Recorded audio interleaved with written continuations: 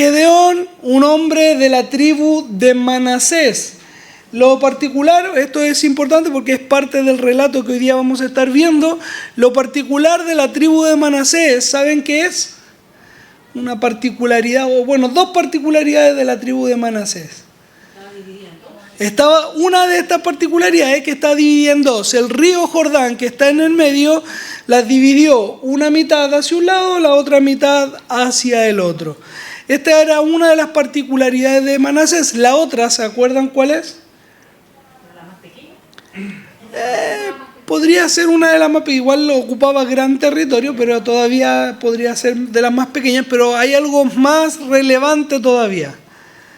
¿Qué es la particularidad? Una segunda particularidad de Manasés. Una es que está dividida por el río Jordán, mitad y mitad. Otra particularidad que tenía Manasés, al igual que Efraín, es que ellos no son parte de las 12 tribus de Israel. ¿Ya? Porque las 12 tribus de Israel se desprende específicamente de los hijos de Jacob. Pero Efraín y Manasés son hijos de José. Entonces ellos son nietos de Jacob. ¿Ya? No están dentro de estas 12 tribus, sino que son dos tribus aparte que nacen de la descendencia de José, de la cual Jacob dijo, Efraín, que era el menor, va a ser superior a Manasés, que era el mayor, en la bendición final que Jacob le entrega a los hijos de José. ¿Se acuerdan? Cuando estaba a punto de morir y Jacob le da la bendición y José le dice, no padre, estás equivocado, no tiene que ser así porque él es el mayor y él es el menor. Y Jacob dice, no, si yo sé cómo es la cosa, yo sé quién es quién, pero la bendición va de esta forma. Y Manasés, Efraín fue, a pesar de ser el menor, fue bendecido como el mayor frente a su hermano Manasés. Contexto solamente estamos entregando, ¿ya? O más que repetirse el patrón, se está cumpliendo la bendición que Jacob le había dado a Manasés y Efraín, donde a pesar, como les decía, que Efraín era el menor y por la cultura el mayor recibía una bendición mayor que el resto de sus hermanos que venían después. En este caso, Jacob dijo, Efraín, que siendo el menor, va a ser bendecido como primogénito. Esa fue la particularidad que tenían entonces estas dos tribus, y además no son parte oficial de la descendencia de Jacob, entre comillas, porque igual es hijo de José y viene de Jacob, pero no son de los 12 hijos, sino que es 2 nietos. ¿Ya? Bien. Sí. Es que José no se toma como una tribu sola. En José se divide Efraín y Manasés. 13 tribus. 13. Pero se dice las dos. Sí, no están completas, están todas. De hecho, Benjamín en su momento, ¿se acuerdan que yo les comenté que aquí mismo en el libro de los jueces llegó la instancia donde la tribu de Benjamín fue casi exterminada la masculinidad, los hombres dentro de Efraín, por un pecado que ellos cometieron? Entonces, no, Efraín todavía está vigente y sigue vigente como tribu. Están las 13, incluso algunos hablan de 14, pero nosotros las vamos a conocer como las 12 tribus porque oficialmente los 12 hijos de Jacob, los hijos de Jacob fueron 12. De ahí es donde nosotros entendemos las 12 tribus de Jacob. Bien, entonces, en este contexto que estamos entregando, recordemos de que está Madián, los amalecitas y los hijos del oriente, describe específicamente en el capítulo 7, el capítulo 6, capítulo 7, hablando de que venían a este sector de la tribu de Manasés y también otras partes de Israel para exterminar su ganado, no a Israel propiamente tal, sino que a su comida, a sus cosechas, sus animales, los empobrecían, como dice el texto, los visitaban regularmente para poder ir saqueando estas aldeas. Entonces, un paréntesis, cuando nosotros hablamos de Madián, amalecitas y los hijos del oriente, estamos hablando de tribus nómadas. ¿Se acuerdan que incluso lo asociábamos por el sueño que había tenido el soldado cuando Gedeón fue al campamento, y ellos decían: veo un pan de cebada, que es un pan barato, un pan económico que comían los pobres como Israel, y que este pan devastaba una tienda, una carpa, para que la entendamos nosotros.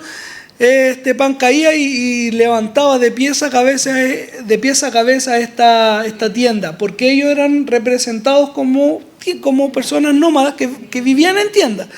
Entonces, nosotros vemos a una cantidad de personas, a 3 específicamente, que se están uniendo para ir en contra de Israel, que están liderados en este caso por Madián.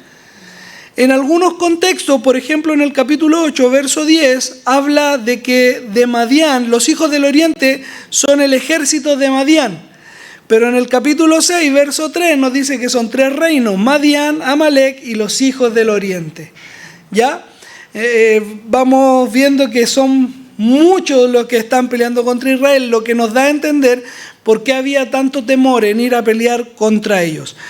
Sin embargo, Madián estaba entonces liderando a Amalek y también a los hijos del oriente, con 2 príncipes y 2 reyes mencionados en el texto. En primer lugar tenemos a Oreb y Zeb, que según donde terminamos el estudio anterior, fueron asesinados en la peña de Oreb y en el lagar de Zeb, en el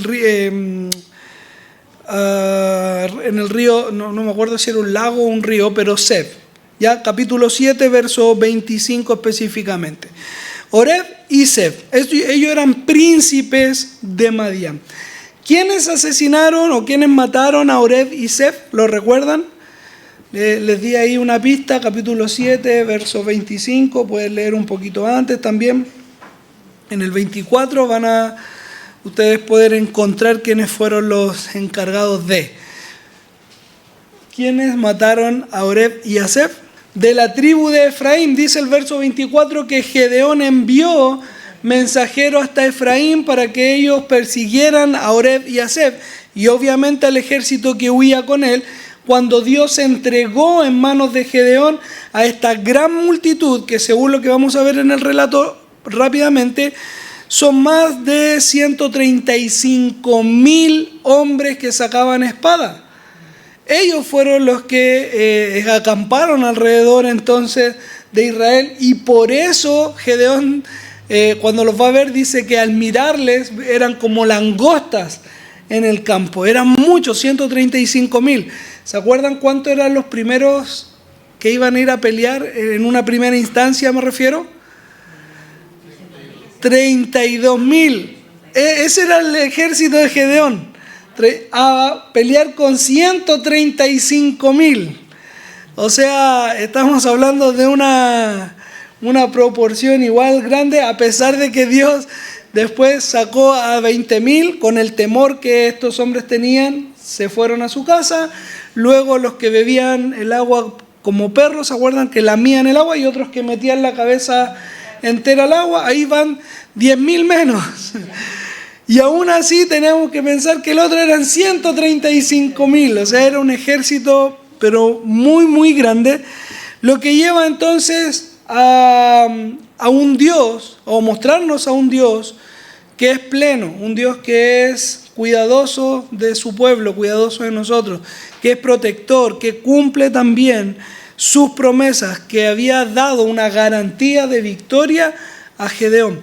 Y así ocurrió. Gedeón visita, como ustedes recordarán, el campamento, escuchó el sueño que mencionábamos recién, y él se anima al escuchar lo que estos hombres decían, comentaban en el sueño, y lleva a los 300 que Dios les había dejado a pelear contra los de Madián. Forman un semicírculo, izquierda, derecha y el fondo, lo que provoca que este ejército corra. Cuando escucharon romperse las tinajas, estas, fuentes de barro, y además de las antorchas que se prenden, los cuernos que se están tocando, esto provoca una conmoción en el campamento medianita, que comienzan a matarse entre ellos. En alguna instancia uno podría decir, pero ¿cómo no van a saber quién es su ejército? Estamos hablando de 135,000 soldados, hermano. que no todos se conocen entre ellos, que en la noche, en la oscuridad de la noche, muchos pasaban como israelitas, otros pasaban como medianitas, otros amalecitas, porque tampoco eran de las mismas tribus. Entonces una confusión pero completa, y además se añade la adrenalina de estar esperando la batalla. Todo esto para que el Señor entregara a este pueblo en manos de Gedeón. Quienes salen huyendo, y Oreb y Seb son los príncipes, quienes mueren en primera instancia en manos de Efraín porque Gedeón los había mandado a llamar. Pero la batalla no ha terminado. La lucha no ha terminado, hermanos. Nosotros solamente hemos llegado hasta cuando Dios distorsiona completamente el campamento medianita, permite que Israel prevalezca a pesar del número, de la diferencia en número que habían entre guerreros, y huyan posteriormente entonces el ejército que tenía mayor probabilidad de ganar, huyan para ser perseguidos por los 300 hombres de Gedeón. Y aquí, bueno, nosotros vamos a leer primero, vamos a saltar algunos versículos antes, y luego vamos a volver al verso 1, para que recordemos también qué es lo que está sucediendo. Verso 10 hasta el 12 del capítulo 8 dice lo siguiente: y Seba y Salmuna estaban en Carcor, y con ellos sus ejércitos como de 15,000 hombres. 15,000 hombres, hermano, escucha esto. Todos los que habían quedado del ejército de los hijos del oriente, pues habían caído 120,000 hombres. ¿Se acuerdan cuando Dios provocó la confusión en el campamento y se levantó la espada de uno contra otro? Fueron 120,000 los que murieron, más los 15,000 que estaban ahora con los reyes Seba y Salmuna. Están los 135,000 que yo les hablaba. Ahí está, cuadra la numeratura. Entonces dice: subiendo pues Gedeón por el camino de los que habitan en tiendas, recordábamos que estos eran pueblos nómadas, al oriente de Nova y de Jovná, atacó el campamento porque el ejército no estaba en guardia. Y huyendo Seba y Salmuna, él los siguió y prendió a los dos reyes de Madián, Seba y Salmuna, y llenó de espanto a todo el ejército. Yo les decía, Madián estaba representado en primera instancia por los dos príncipes que ya habían sido asesinados en el capítulo 7 por los de Efraín, y ellos continúan la persecución. Estoy hablando de Gedeón y los 300, ahora ya con Seba y Salmuna, que eran los reyes. Los dos primeros eran los príncipes, estoy hablando de Oreb y Seb, capítulo 7, verso 25, y ahora estamos con los reyes. Ya Gedeón nos está mostrando una particularidad, algo interesante en su carácter, en el ímpetu, en las fuerzas, en la seguridad que Dios le estaba entregando. Dios le dijo: anda y yo entregaré este ejército en tus manos. En alguna instancia a lo mejor nosotros hubiéramos dicho: ya matamos a los dos príncipes, han muerto ¿cuánto dijimos? 120,000 en la batalla, ya con esto estamos listos. Vámonos a nuestras casas, vamos a celebrar, regocijémonos con lo que Dios ha hecho. Sin embargo, Gedeón dijo: ¿qué cosa? No. El Señor me ha dicho que yo vaya y me levante contra estos enemigos, y tengo que cumplir la voluntad de Dios. Tengo que obedecer lo que Dios me ha dicho para que nosotros lo podamos aplicar a nuestra vida. Yo pensaba y decía: ¿cuántas veces nosotros no hemos escuchado la voz de Dios audiblemente, obvio, pero sí hemos sabido de que Dios nos ha dado ordenanzas, Dios nos ha entregado responsabilidades, Dios nos ha ordenado hacer cosas que a veces hacemos a media o cumplimos justo y decimos: con esto es suficiente, o ya con lo que hice ya no pasa nada, no sigamos dándole vuelta, ya hemos vencido.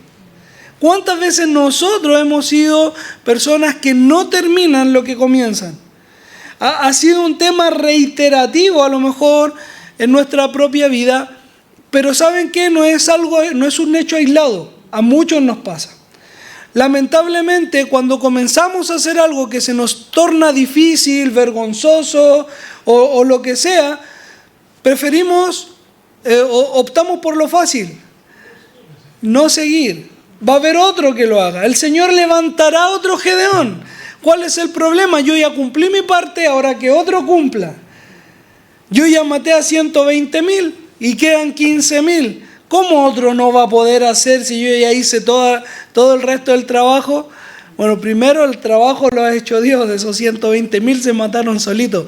Gedeón solo metió bulla, solo dijo estoy aquí. Pero aún así, mis queridos, Gedeón dice, continuamos, seguimos adelante. Vamos en una persecución, estamos en una batalla, no quedaremos a medias. La batalla era desigual. Eran 135,000 al principio, luego quedaron 15,000, pero a pesar de los 15,000 que quedaron, estamos hablando que Gedeón tenía o contaba con ¿cuántos? 300 hombres. De 15,000 a 300. ¿Cuánta es la diferencia?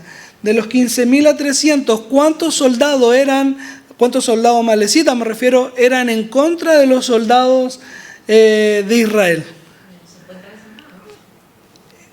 Yo calculé más de 4 guerreros contra uno. Más de 4 contra uno. Es decir, 4 venían a pelear solo con uno y más, y sobraban. Y sobraban muchos en el ejército. La batalla es desigual, la batalla es feroz, la batalla es fuerte. Pero ¿sabes qué? El Señor le había prometido la victoria, le había garantizado la victoria. ¿Te acuerdas cuántas veces Gedeón preguntó si era realmente Dios con él? ¿Cuántas veces Gedeón le pidió señales de que le acompañaría, de que halló gracia delante de sus ojos, de que le acompañaría en todo momento? ¿Había razón entonces para dudar? Por eso la batalla continúa, por eso a pesar del cansancio Gedeón sigue corriendo.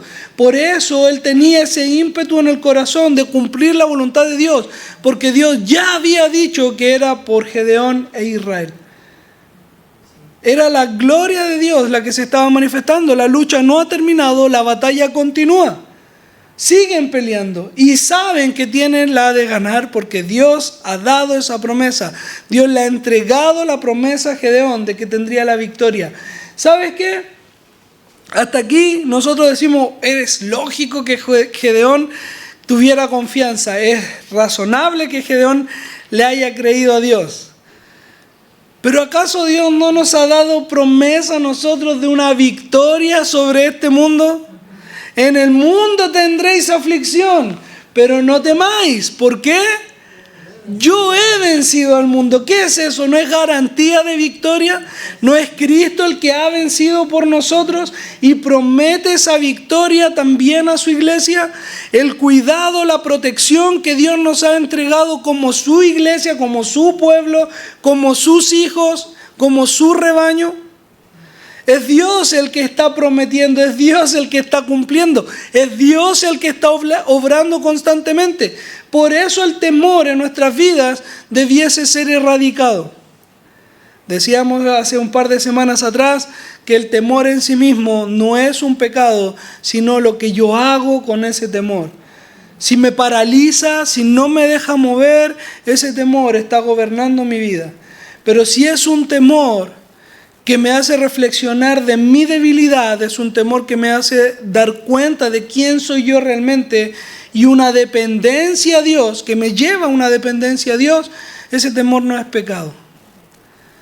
Porque ese temor es vencido con el creer la promesa que Dios ha hecho. Ese temor es vencido por la confianza que tengo en Dios. Esa es la realidad y eso es lo que motiva a Gedeón a levantarse a pesar de las circunstancias, a pesar de que la batalla sea desigual. Aunque se haga difícil el camino, estamos preparando las actividades. Voy a poner un ejemplo. Imagínate, ustedes las hermanas tuvieron la reunión femenina ayer. están las hermanas que están organizando todo esto. Y se viene la actividad, y se viene lo difícil, se viene lo complicado, se viene no solamente el ordenar, sino que el tratar de mover, el tratar de animar, de impulsar, de que todo esto resulte bien para la gloria de Dios, para la edificación de ustedes mismas. Y el temor puede venir, el cansancio puede venir, el desánimo puede venir, pero la batalla no ha terminado. Y puede ser desigual. Y puede faltar todavía mucho por hacer, pero ¿sabes qué? Dios ha garantizado la victoria para con nosotros, con nosotros. Él ha entregado la victoria a su pueblo.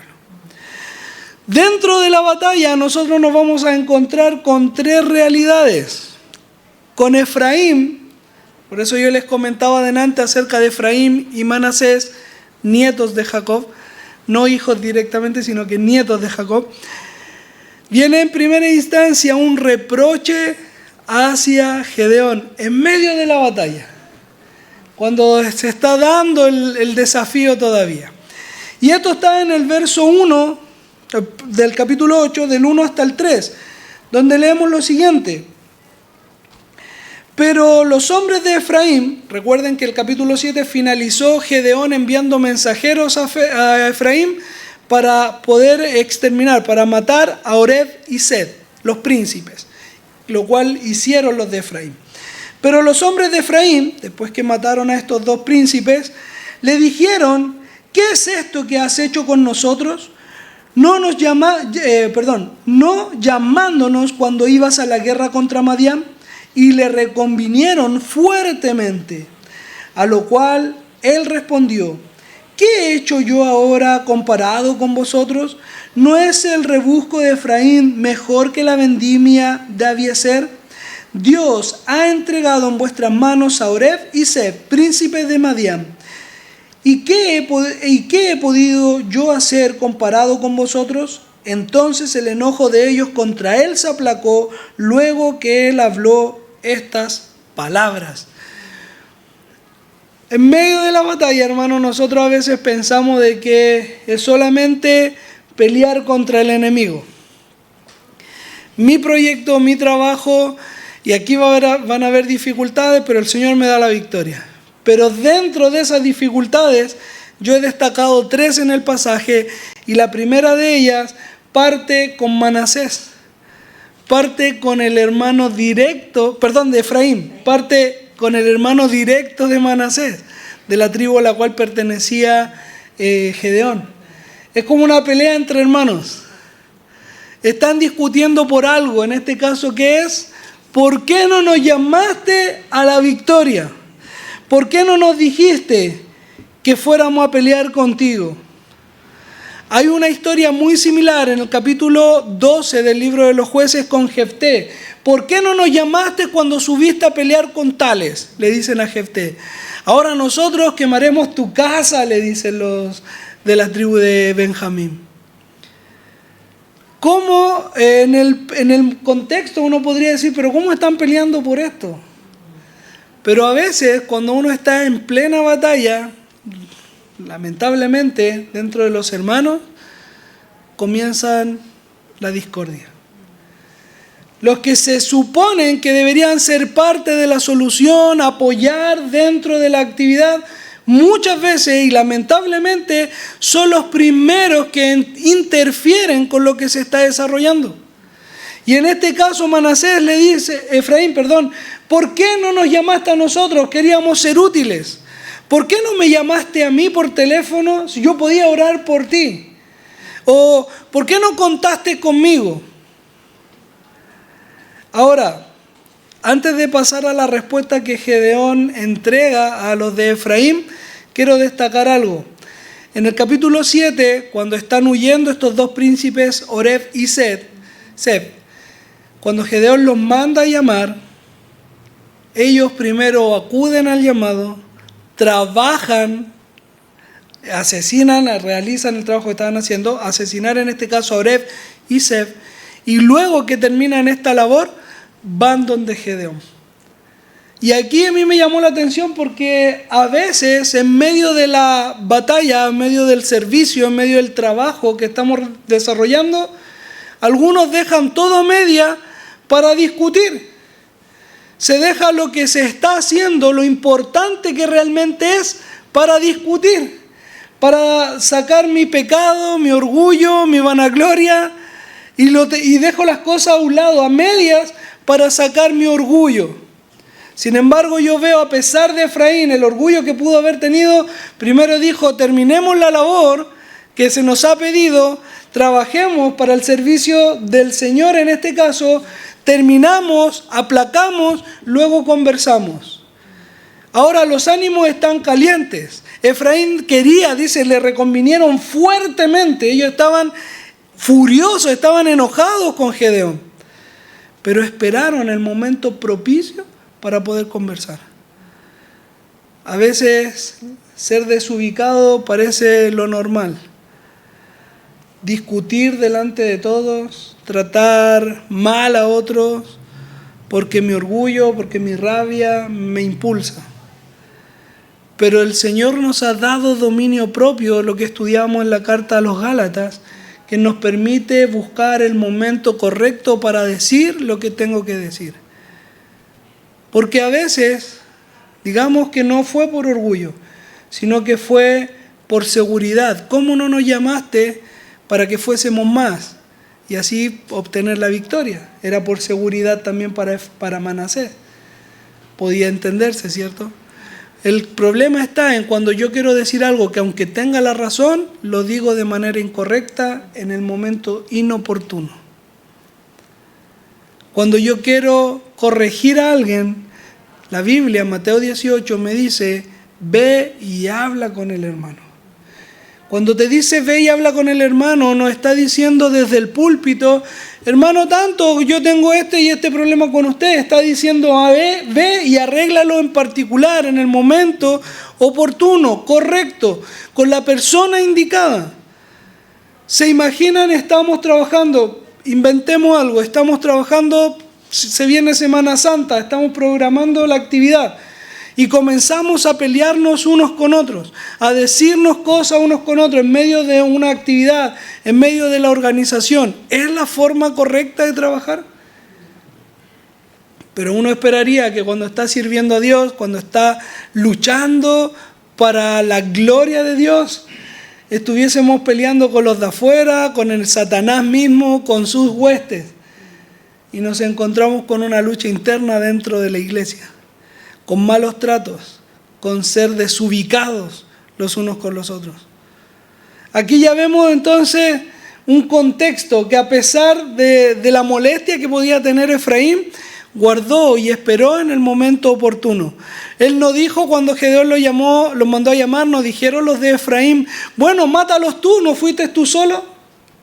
Sino que prestaron el servicio, fueron fieles al llamado que se les hizo y luego fueron capaces de expresar lo que ellos estaban sintiendo, lo que estaban viviendo. Algo que podemos tomar ejemplo nosotros también para el servicio diario en nuestras vidas, la congregación e incluso en nuestros hogares.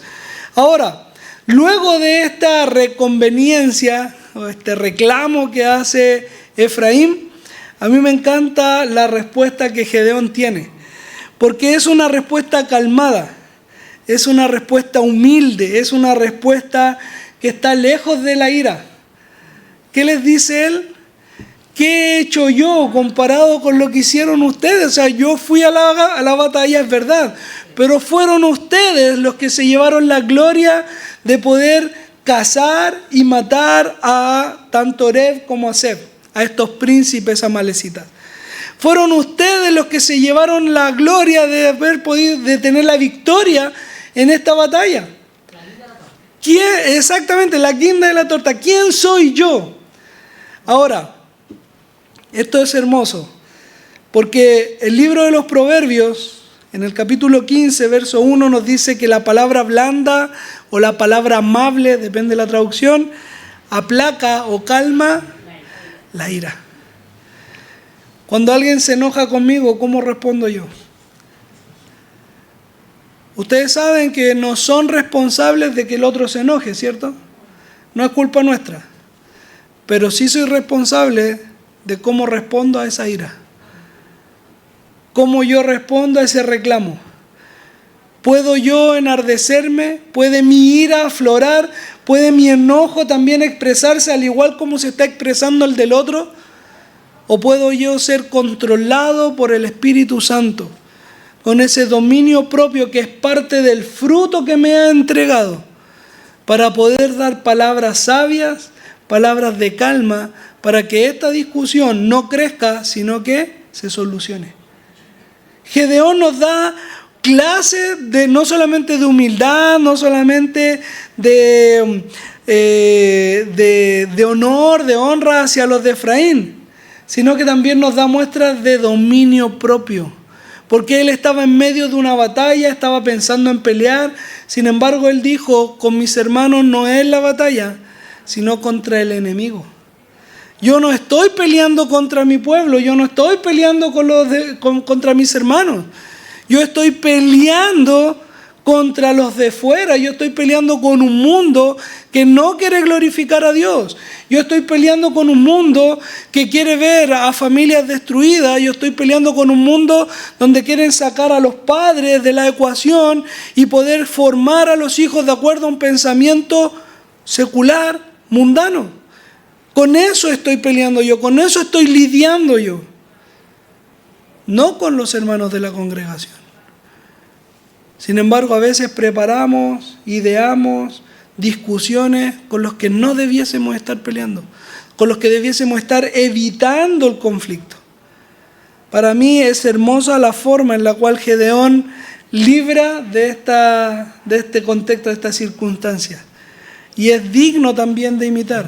Que no simplemente que porque me trataron mal, bueno, si a mí me hicieron una, yo hago dos, yo soy más pesado, yo soy más atrevido, ¿Para qué? Muestro allí el amor de Dios, la gracia de Dios, la justicia de Dios, la misericordia de Dios. ¿Se revela en mí eso? Dominio propio, amor, paz, gozo, se muestra. Bien, tenemos entonces el primer reproche del verso 1 hasta el 3, que son los de Efraín. Pero luego el texto continúa. Recuerda que Gedeón está en esta batalla persiguiendo ahora a los reyes, los príncipes ya no están. Ahora va a seguir a los reyes, a Seba y Salmuna. Y va a llegar entonces a una ciudad de Sucot. ¿Ven allí donde está el circulito, la marca roja con la estrellita abajo? Donde dice Sucot y Peniel abajito.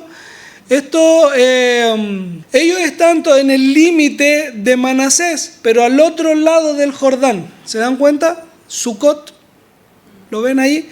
Estamos hablando que Israel, a ver en el mapa, hacia su izquierda, hacia donde está el mar Mediterráneo. Todo eso es Israel. Exactamente. Para allá, todo eso es Israel. Y un poquito más acá, allí mismo, justo allí, está el río Jordán, ¿lo ven? Del mar de Galilea hacia abajo, en el mapa. De aquí para allá es donde quedó la media tribu de Manasés. En teoría, esto ya no es parte de la tierra de Israel, pero sí es parte porque allí se quedaron los de Manasés. ¿Ok? Hasta allí estaban llegando entonces estos dos reyes, Seba y Salmuna, en este sector. Aquí estaban. Ellos venían hacia el sur, para que lo vamos entendiendo, hacia abajo. Entonces dice el texto del verso 4, y vino Gedeón al Jordán, ahí es donde nosotros estamos viendo el río, y pasó él y los 300 hombres que traía consigo, es decir, salió de Israel, de la tribu de Manasés, hacia el mar Mediterráneo, salió de ahí y pasó hacia el otro lado del Jordán con los 300 que venían juntos, y dijo a los de Sucot, ahí donde está la marquita que nosotros vemos, yo os ruego que deis a la gente que me sigue algunos bocados de pan, porque están cansados, y yo persigo a Seba y a Salmuna, reyes de Madián. Y los principales de Sucot respondieron, ¿están ya Seba y Salmuna en tus manos para que demos pan a tu ejército? Y Gedeón dijo, Cuando Jehová haya entregado en mi mano a Seba y a Salmuna, yo trillaré vuestra carne con estos espinos y abrojos del desierto. De allí subió a Peniel y les dijo las mismas palabras. Y los de Peniel le respondieron como había respondido los de Sucot. Y él habló también a los de Peniel diciendo: cuando yo vuelva en paz, derribaré esta torre. Y aquí tenemos dos acontecimientos nuevos que ocurren aún dentro de la batalla. En primer lugar, cuando nosotros estamos en la batalla, pensamos que nos estamos concentrando solo en la batalla, peleando solo con el enemigo, pero ya en primer lugar nos encontramos con el reproche que viene desde dentro. En segundo lugar, tenemos el temor.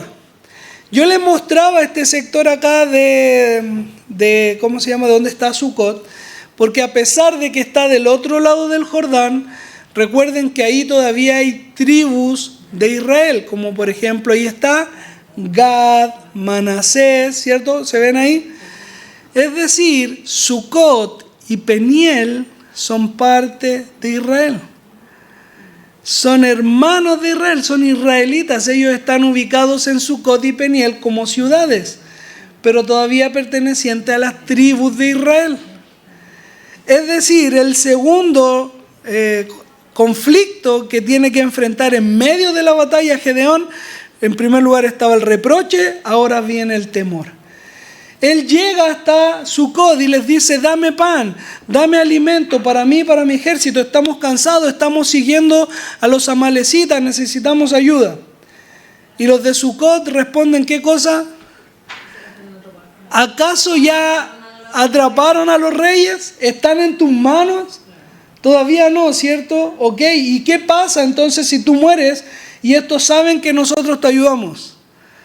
¿No vendrían a cobrar venganza contra nosotros? Hay un temor, eso es lo que le están diciendo. ¿Están en tus manos? ¿Están acabados? ¿Están exterminados? No, todavía pelean. Por lo tanto, no te vamos a ayudar porque podríamos recibir las represalias de esa ayuda que te entregamos. Al igual que el reproche que venía de los de Efraín, ahora este viene del lado de los de Sucot, que está ahí entre Gad, Manasés, todavía parte de Israel, y de allí nace este temor. ¿Están en tus manos todavía los reyes de Madián? No, entonces no hay pan. No hay pan. Hay una historia en Primera de Samuel, versículo 21, que es cuando David, huyendo del rey Saúl, llega hasta donde estaban los sacerdotes, con el pan de la proposición. ¿Se acuerdan este pan que son 12 panes sin levadura que se presentan en el altar como representación de las 12 tribus de Israel? Ese pan no se podía comer, ese pan era consagrado a Dios, solamente los levitas podían servirse de ese pan. ¿Y qué es lo que hace David huyendo del rey Saúl? Le va a pedir el pan al sacerdote para él y los suyos, y los sacerdotes, ¿qué hacen? Lo dan, porque es un servicio también para el ungido del Señor. Pero ahora nosotros vemos un contraste. De hecho, esos sacerdotes después mueren. Estoy hablando de la historia de David. Saúl, cuando sabe que no solamente le dan pan, sino que también le entrega la espada de Goliat a David, Saúl viene y asesina a estos sacerdotes. Pero ellos mostraron valentía. Contraste con el temor que están mostrando los de Sucot. Sucot, ellos primero dijeron, oye, pero si nos afecta a nosotros después, podría traer repercusiones para nosotros. En el otro lado, cuando nosotros vemos la historia de David, vemos a sacerdotes dispuestos a entregar su vida para servir a los hijos del Señor. Vemos a hijos de Dios siendo ayudadores de otros hijos de Dios. Pero acá en el texto de Gedeón nosotros vemos lo contrario, vemos personas que dicen: primero tengo temor de mi propia vida, debo cuidar también de mi propia vida y no te voy a ayudar hasta que esto realmente se solucione. Hay un problema allí. E inmediatamente después, como tercer conflicto que Gedeón enfrenta, tenemos el reproche, tenemos el temor, y con los de Peniel tenemos la mezquindad. Ellos no quisieron compartir, dice, hicieron las mismas palabras o dijeron las mismas palabras que los de Sucot. Pero después vamos a ver algo, que hay una distinción allí. Cuando Gedeón dice, yo cuando vuelva voy a cobrarme de esto que están haciendo. Y ahí hay una diferencia. Pero ya tenemos entonces como modo de ejemplo, no son los únicos, pero son situaciones que podríamos enfrentar en medio del servicio, en medio de la lucha, en medio de la guerra misma. Nosotros podríamos encontrarnos con circunstancias que vienen incluso desde dentro. El reproche, el temor, la mezquindad del corazón del ser humano. En el caso de Peniel, dice que le dijeron exactamente lo mismo.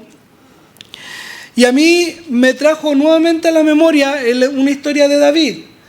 En primer lugar, decíamos que él fue a pedir los panes de la proposición y se les entregó. Pero hay otro contexto, hay otra historia en 1 Samuel, verso 25, un poquito más adelante que los panes, donde todavía David estaba siendo perseguido por Saúl, pero esta vez él, escondiéndose, llega al territorio de Nabal. Y él ve que estaba el ganado de Nabal, ahí estaban sus ovejitas, y corrían peligro, tanto de ladrones como de otros animales. Y David, como un buen pastor, acuérdense que David era pastor de ovejas, y su ejército, los valientes de David, cuidaron al ganado de Nabal por un tiempo para que nada malo les pasara, nadie se lo robara, ningún animal matara ovejitas ni nada. Y luego David mandó a decir a Nabal todo el servicio que se le había entregado. Y le dice, danos ahora de comer para mí y nuestros hombres, porque no ha faltado ni siquiera un animal de tu ganado. Y Nabal, ¿qué hace? Se lo niega completamente, provocando la ira de David casi al punto de matarlo. Si no es por la esposa de Nabal que mandó a decirle a David que tomaran nomás lo necesario, David hubiera asesinado, David hubiera cobrado la vida de Nabal. Sin embargo, Dios después toma la vida de Nabal cuando la esposa de este le dice, David viene por ti, y él se atraganta con una pieza de comida que estaba sirviéndose y muere. Trágica la vida de él, pero aquí vemos algo muy similar. Hombres de Dios pidiendo ayuda, siendo negada esta ayuda por parte también de aquellos que le estaban sirviendo. Porque si Gedeón está peleando esta batalla, no es solo por Gedeón, es por todo Israel. De hecho, los de Peniel, los de Sucot todavía son parte de Manasés. Y aún así no quieren dar ayuda que se les está pidiendo, no se les está exigiendo, se les está pidiendo. Negaron la ayuda que se les estaba pidiendo con tranquilidad, sin obligaciones, y ellos la niegan por completo. Ahora lo que nosotros vemos acá, tanto en Peniel como en Sucot, es el corazón del ser humano en su expresión. El egoísmo, la mezquindad que nosotros tenemos. Ellos pensaron primero en si esto me convenía o no. Pensaron en qué me podría afectar a mí. ¿Cuánto me va a costar ayudar a Gedeón en este caso? ¿Cuántas veces nosotros actuamos de la misma manera? ¿No somos individualistas? ¿No pensamos en nuestro propio bien? ¿Cuánto va a costar la ayuda que voy a entregar? ¿Cuántos viajes voy a tener que hacer? ¿Cuántas horas voy a tener que dedicar? ¿Cuántas conexiones van a tener que ser? Estoy mirando mi necesidad, estoy mirando lo que yo voy a hacer, el servicio que voy a entregar, cuánto me va a costar. Y eso restringe, limita, porque el corazón del ser humano es egoísta, es perverso, mira su propio interés. Eso hay que sacarlo y erradicarlo de nuestra vida, hermanos. Hay pecado en nuestro corazón que debiese ser exterminado, y el temor y la mezquindad es uno de ellos. Los reproches constantes debiesen ser parte de ellos. Hay pecado que debemos sacar de nuestra vida, hermanos.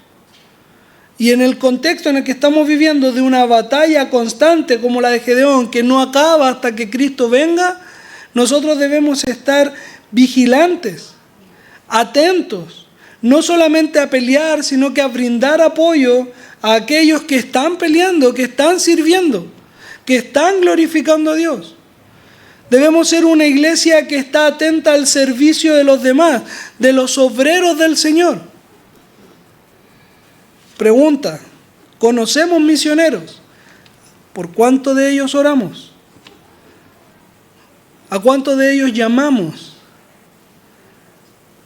¿Por cuántos de ellos estamos orando? Pero que ellos sepan que estamos orando por ellos. Hay una historia hermosa que cuando yo la escuché me removió un poquito el corazón. Hablaba de dos misioneros, un matrimonio misionero, el esposo y la esposa, que salieron de su país, fueron a predicar y tuvieron muchos años predicando, sirviendo al Señor. Y cuando volvieron a su iglesia, ya después de muchos años de servicio, nadie los recibió. Nadie dijo nada. No escucharon en los avisos que estuviesen hablando de ellos, que iban a regresar, o cómo estaba progresando el ministerio. Nada, la iglesia no velaba por ellos. Y entristecido el misionero, el esposo, va a orar, se derrama delante del Señor con pena, con un poquito de molestia tal vez, y luego vuelve de esa oración. Y esto es verdad, hermano, esta es una historia real, un misionero contando su testimonio. Y él vuelve después de ese periodo de oración con su cara transformada, con gozo en su corazón, y la esposa le pregunta qué le pasó. Y él le dice, es que me di cuenta que esto todavía no termina. Su ministerio a lo mejor había terminado, pero ellos todavía no terminaban. Ellos todavía no estaban en casa.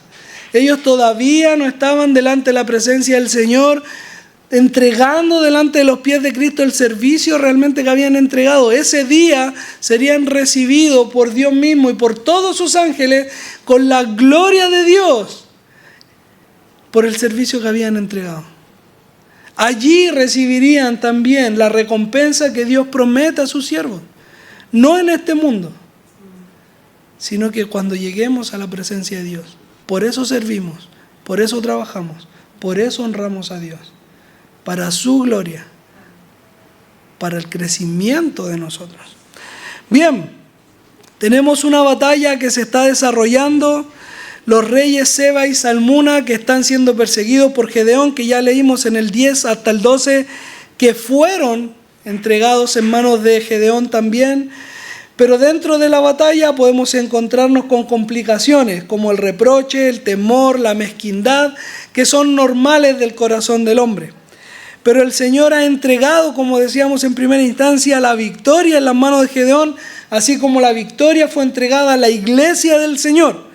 ¿Para qué? Para que Gedeón cumpliese lo que les dijo tanto a los de Peniel como a los de Sucot. ¿Qué les dijo a ellos? A los de Sucot les dijo primero, a los ancianos, que después vamos a leer, son como 70 ancianos, les dijo a los ancianos, los voy a azotar con los espinos que encuentre en el desierto cuando vuelva con estos dos reyes. Y a los otros les dijo exactamente lo mismo, a los de Peniel. Ahora vamos a leer entonces del 13 en adelante qué fue cómo el Señor entregó o permitió esta, digámosle venganza, pero ahí lo vamos a explicar mejor. Le permitió esta venganza entonces a Gedeón. Dice el verso 12, huyendo Seba y Salmuna, él lo siguió y prendió a los dos reyes de Madián, Seba y Salmuna, y llenó de temor a todo el ejército. 13. Entonces Gedeón, hijo de Joás, volvió de la batalla antes que el sol subiese y tomó a un joven de los hombres de Sucot. Vamos entonces ahora a cumplir la promesa contra Sucot. Y le preguntó, y él dio por escrito los nombres de los principales y de los ancianos de Sucot, 77 varones, 77 entre los ancianos y los principales. Y entrando a los hombres de Sucot dijo, he aquí Seba y Salmuna, acerca de los cuales me saristeis diciendo, ¿están ya en tu mano Seba y Salmuna para que demos nosotros pan a tus hombres cansados? Y tomó a los ancianos de la ciudad y espinos y abrojos del desierto y castigó con ellos a los de Sucot.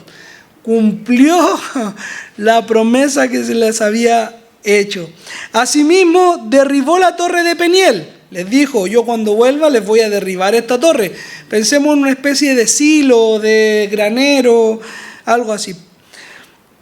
Asimismo derribó la torre de Peniel y mató, y aquí, ojo con esto, y mató a los de la ciudad. Cumplió entonces lo que se les había dicho. Ahora yo les decía, ¿por qué no de llamarle venganza propiamente tal? Porque no es una venganza de Gedeón en sí mismo. ¿Por qué? Porque la venganza es con ira. La venganza tiene el propósito de satisfacer ese ardor en el corazón, ese dolor que provocó. Y generalmente es desproporcionada.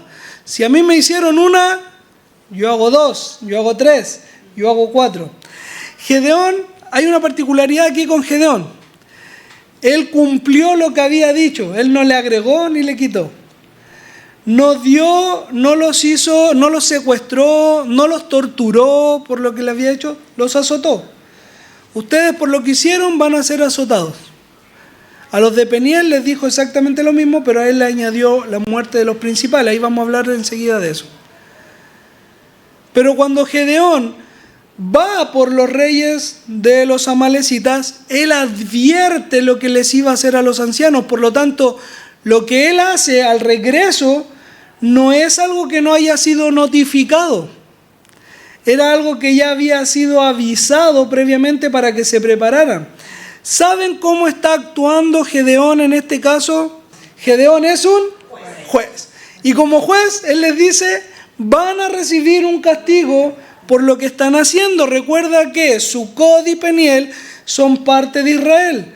Gedeón está peleando por ellos. Gedeón les está entregando un servicio a ellos. Y ellos no están retribuyendo al servicio que reciben. Por lo tanto, Gedeón les dice, como juez, por eso yo les decía, no es venganza propiamente tal. Gedeón está cumpliendo está dictaminando una sentencia. Ustedes están actuando de esta forma, recibirán la retribución de esta otra forma. Van a ser azotados por no querer ayudar. A los de Peniel les dice, les derribaré esta torre, el silo. Por eso yo les diferenciaba, los de Peniel fueron los de Sucot fue temor. Por eso fueron azotados. Los de Peniel fue mezquindad, fue egoísmo. Por eso la retribución de ellos fue derribar la torre, que en un aspecto así un poquito de, como humanamente hablando, por supuesto, es de seguridad. Porque en esa torre yo guardo comida. Y si yo te doy comida, no voy a tener para mí o para nosotros. Entonces Gedeón, ¿qué les dijo? Voy a destruir la torre. Lo que les proporciona seguridad, porque no confiaron en la provisión de Dios. Cuando nosotros vemos la historia, después de los reyes, en la historia de Elías, cuando ya no llueve por una cantidad de tiempo, dice el texto de que Elías llega donde una viuda y le pidió pan. Y la viuda ya no tenía harina, o le queda un poco de harina, un poco de aceite, y después de eso iban a morir de hambre ella y su hijo. Sin embargo, Elías le dijo, ve y prepárame, no te va a faltar. La provisión de Dios iba a estar allí. La viuda creyó, sin embargo, los de Sucot, los de Peniel, no lo hicieron. Allí está entonces, por eso yo les hablaba diciendo que no es una venganza propiamente tal, sino que es un juicio dictaminado por Gedeón en su rol de juez delante de Israel, porque él estaba dando un servicio a Israel, el cual no se estaba retribuyendo. No había un cuidado para este siervo de Dios. Eso es lo que está sucediendo acá. Entonces, él al llegar a Sucot, azotó a los ancianos. Al llegar a Peniel, derribó la torre, pero además añade que murieron hombres allí en Peniel. Los mató. Ahora, hay una pregunta. Yo me preguntaba a mí mismo, pero ¿cómo si el texto dice, les dijo estas mismas palabras? ¿Cuál es la diferencia entre Sucot y Peniel si les dijo las mismas palabras? Bueno, hay una diferencia entre ellos, ya decíamos, uno fue temor, otro fue egoísmo, pero algunos estudiosos creen que lo más probable es que los de Peniel, cuando Gedeón vino a cumplir este juicio sobre ellos, a derribar la torre, opusieron resistencia. Entonces, en esta resistencia, Gedeón también cortó cabeza. Una de las probabilidades. Lo que nosotros sí sabemos es que Gedeón, en su rol de juez, vino y mató a estos hombres de Peniel y a los de Sucot los azotó. Pero no están solo allí. El texto continúa, por eso yo les decía, vamos a parar ahí unos minutitos y seguimos. 18. Luego dijo a Seba y Salmuna, los reyes que estaban prisioneros: ¿qué aspecto tenían aquellos hombres que matasteis en Tabor? Y ellos respondieron: como tú. Así eran ellos. Cada uno parecía hijo de rey. Y él les dijo: mis hermanos eran hijos de mi padre. Vive Jehová, que si los hubierais conservado con vida, yo no os mataría. Y dijo a Jeter, su primogénito: levántate y mátalos. Pero el joven no desenvainó la espada, porque tenía temor, pues era un muchacho. Entonces dijeron Seba y Salmuna: levántate tú y mátanos, porque como es el varón, tal es su valentía.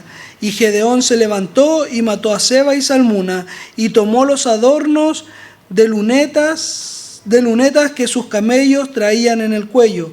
Y los israelitas dijeron a Gedeón: sé nuestro señor, tú y tu hijo y tus nietos, pues que nos has librado de manos de los madianitas. Mas Gedeón respondió: no seré señor sobre vosotros, ni mi hijo os señoreará. Jehová señoreará sobre vosotros. Gedeón cumple 3 juicios acá. En primer lugar a Sucot, segundo lugar a Peniel, y en tercer lugar cae un juicio también sobre los reyes de Madián, Seba y Salmuna. Él les dice: mataste a alguien, a mis hermanos. No es solamente, sí estamos hablando que literalmente eran hermanos, hijos de su padre, lo dice acá: ustedes mataron a mis hermanos de sangre, pero también mataron a muchos otros israelitas. Ellos eran hombres que tenían sangre en sus manos. Por lo tanto, el juicio que cae sobre estos 2 reyes de parte de Gedeón es exactamente el mismo que cae en Sucot, que cae en Peniel y también ahora en los reyes de Madián. Dios permitió que Gedeón pudiese cobrar esta venganza o este juicio sobre quienes estaban haciendo el mal sobre su pueblo. El Señor muchas veces mueve a personas para cobrar también su venganza. Recuerda que la Escritura dice: mía es la venganza, yo pagaré. Le pertenece a Él. No quiere decir que no va a estar presente, sino que el Señor la va a dar en el momento oportuno con las personas que Él determine.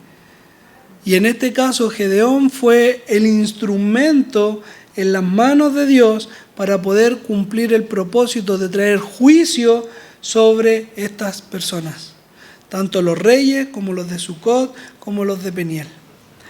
Para terminar, Gedeón es ofrecido como rey. ¿Quieres reinarnos tú, tus hijos? Algo que no quería pasar desapercibido.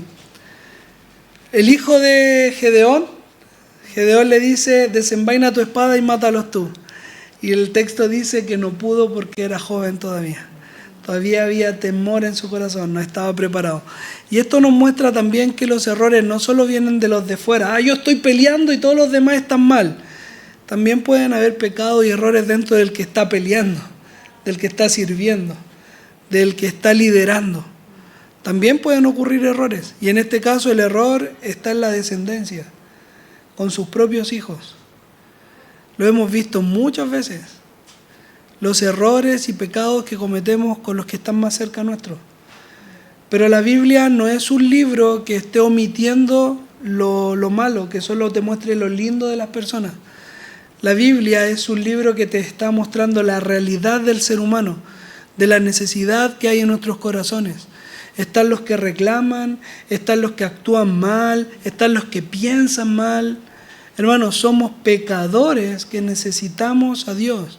Y a pesar de que podamos estar sirviendo, estamos predicando aquí adelante, estamos predicando allá afuera, llevando el Evangelio a los demás, necesitamos de Dios porque somos pecadores, porque fallamos, porque cometemos errores, porque es Dios santo verdaderamente y nosotros queremos imitar sus pasos. Queremos glorificarle a Él. Fallamos constantemente, por eso le necesitamos. Por eso necesitamos de su cuidado, de su protección. Por eso necesitamos de la oración que nos mantenga en pie. Ahora sí, para terminar, en la última parte del texto nos dice que a Gedeón se le ofrece el reinado. Y Gedeón dice, no. Y después dice, no solamente yo no, sino que tampoco mis hijos tampoco lo harán. Sino, ¿qué cosa? Que Jehová los gobierne, que Jehová los señoree. Por favor, que alguien busque un poquito más adelante en 1 Samuel 8. 1 Samuel 8. Todavía no hay rey hasta este punto, pero el pueblo algo le dice a Samuel. ¿Quién lo tiene? 1 Samuel 8. 4 al 7. Esos 3 versículos. Finalmente todos los ancianos de Israel se reunieron en Ramá para hablar del asunto con Samuel. Mira, Samuel, le dijeron, ya eres anciano y tus hijos no son como tú. Danos un rey para que nos juzgue así como lo tienen las demás naciones. Samuel se disgustó con esta petición y fue al Señor en busca de orientación. Haz todo lo que te digan, le respondió el Señor, porque me están rechazando a mí y no a ti. Ya no quieren que yo siga siendo su rey. Desde que los saqué de Egipto me han abandonado continuamente y han seguido a otros dioses. Y ahora te tratan a ti de la misma manera. Amén.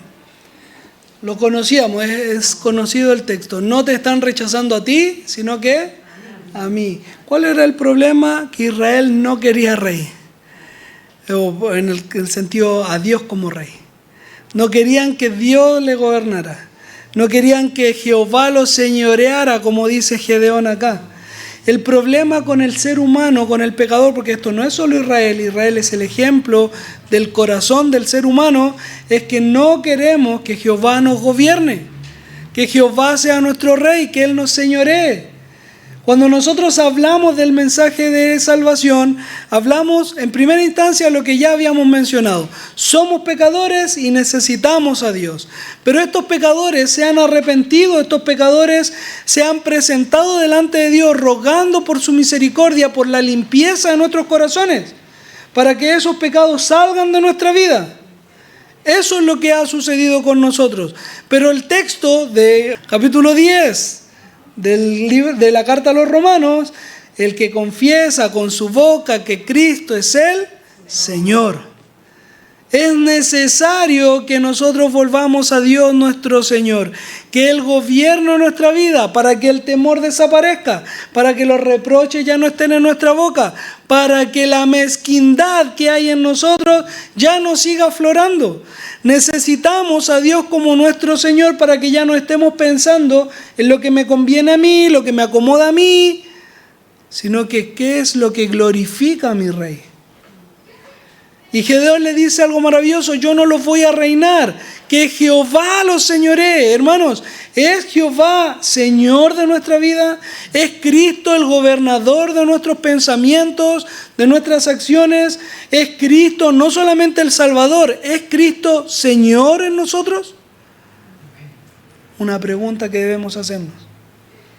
La Biblia nos muestra una y otra vez que es Dios el que gobierna, pero el pecador que está lejos de su Creador no lo quiere como Señor. No lo quiere. Quiere gobernarse a sí mismo. Ese es el problema con el ser humano. Mis queridos, para dar término y a modo de conclusión, tengo 4 puntos que yo quiero destacar de lo que hoy día hemos hablado. En primer lugar, no somos responsables del enojo de los otros, pero sí soy responsable de cómo respondo a esos enojos. Cómo yo respondo a la crítica, cómo yo respondo al reproche, al temor, a la mezquindad de otros.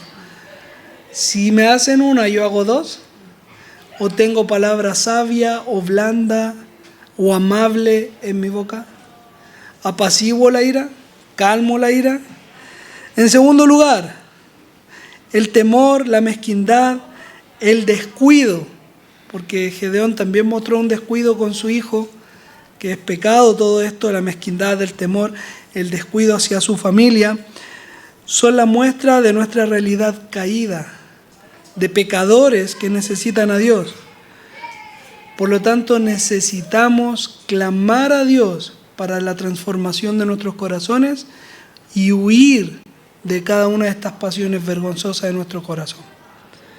En tercer lugar, no siempre, y ojo con esto es importante, no siempre seremos parte del juicio de Dios, pero sí estaremos siempre bajo la promesa de su justicia. Gedeón fue el instrumento de la venganza de parte de Dios con su rol de juez. Pero a veces nosotros no vamos a ser parte de esta justicia o de esta venganza de parte de Dios, porque nosotros pensamos de que Dios me va a utilizar a mí si a mí me hicieron algo.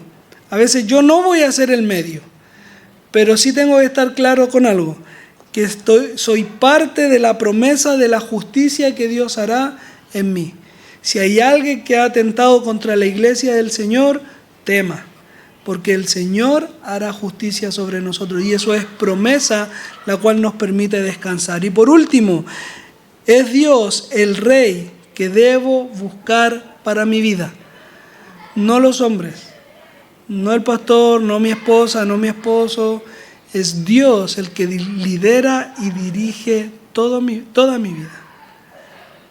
Por lo tanto, volquemos nuestros corazones a Él. Humillémonos delante del Señor. Agradezcamos su misericordia. Arrepintámonos de nuestros pecados, porque Él es soberano y digno de toda adoración. Que el Señor les bendiga, que el Señor también bendiga su palabra. Solo en Cristo encontré